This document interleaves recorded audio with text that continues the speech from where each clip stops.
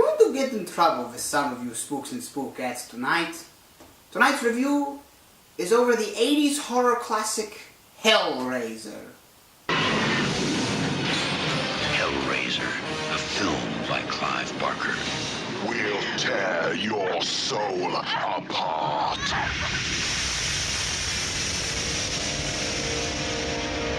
The movie is about a guy named Frank, who, if you ask me, is not a very nice guy at all.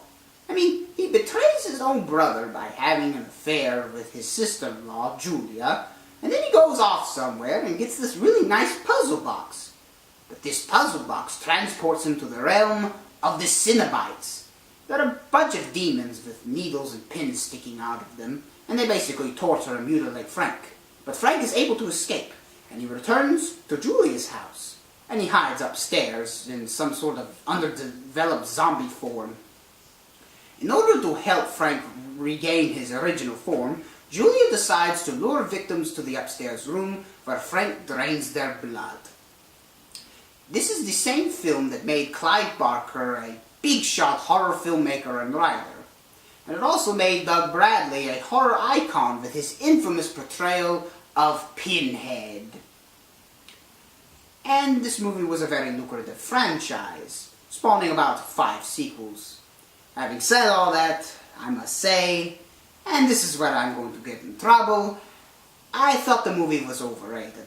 The unholy is unleashed.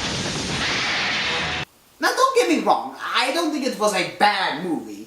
It was definitely better than some of the horror films that came out during the 80s, but not my cup of blood. No pun intended, of course. I guess it was shocking in a way, with all the blood and the gore, but I think I would have enjoyed this movie if I came into it not having any expectations. You see, I thought this movie was going to deal exclusively with the Cenobites and mainly with Pinhead, but Pinhead was only in the movie for 15 minutes. And on top of that, this movie was about being gay. I don't have a problem with gay people. Again, I wasn't seeing this coming. On a lighter note, I went to go see the movie Anchorman a couple of weeks ago. I really enjoyed it. Let's take a look at the big map. Where's the map? Look at the monitor. Yeah. Oh, God. Ron, where's my legs? I don't have any legs, Ron. Ah! 93! No, Brick. 93!